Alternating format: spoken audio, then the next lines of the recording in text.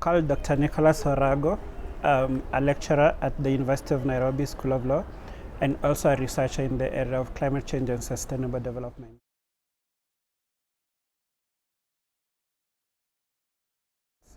I think climate change is an issue and a challenge in Africa, and especially in the Horn of Africa, because most of the people in the Horn of Africa actually depend on natural resources for their livelihoods. And because of this, climate change, with its adverse climate change impacts in relation to extreme weather events, actually have quite a degrading effect on land and the other natural resources that people are dependent on. So it becomes a crucial security issue because people are reliant on natural resources, 80% almost in agriculture, and agriculture is dependent on rainfall. And when we talk about extreme weather events like droughts, flash floods, pests and diseases, then we have a phenomenon like the climate change actually impacting on the ability of people to feed themselves and their families. And so if you look at the context of pastoralists, for example, who have experienced conflict in the previous climatic dispensation because of the challenges of pasture and water, you find that with climate change, then those conflicts are becoming more frequent because there's more competition for resources, there's more migration from one place to another as a result of the adverse consequences of climate change. And when this migration takes place, new people come into territories that have some form of resources, and the owners or the people who are living in those particular places want to protect those resources for their own,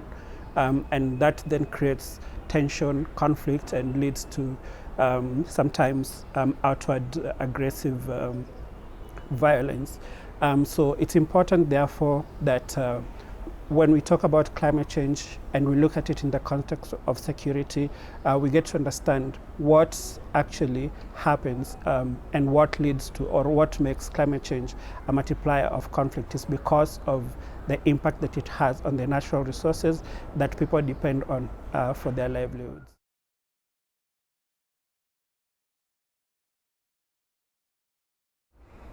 In the best case scenario, we talk a lot about the need for mitigation, and mitigation is good, but as the IPPC has said and as scientists have said, even with the best mitigation, we'll still have the adverse impacts of climate change. So we have to focus on adaptation and to enhance the coping capacity of local communities to be able to change or cope with the adverse impacts of climate change. And we're looking at communities that do not have access to the necessary resources for adaptation. So it's therefore important that even as local communities struggle with the adverse impacts of climate change that create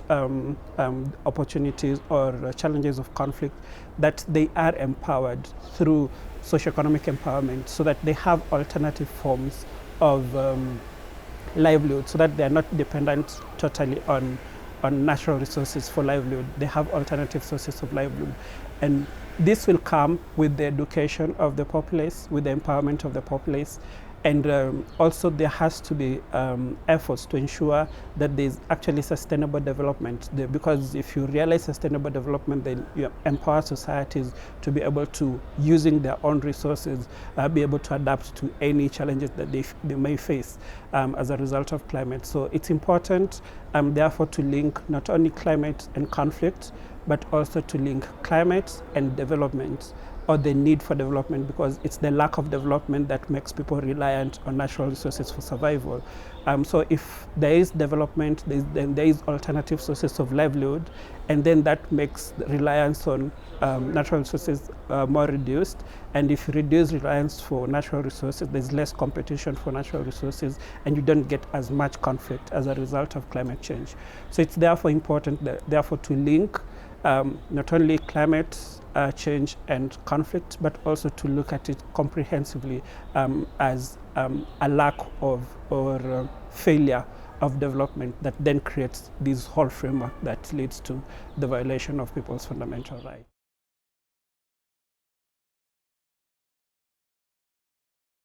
I think the most important actor is the local communities themselves, because it's the local communities that live with the circumstances that they find themselves in. It's the local communities that understand their situation extremely well, and it's the local communities that have, in one way or another, through the years, formed some coping capacity or some coping mechanism to try to deal with changes or variability in climate. So if these local communities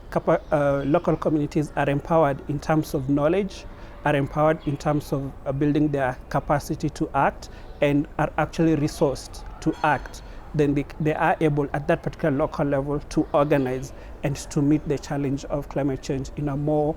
sustainable and long-lasting manner.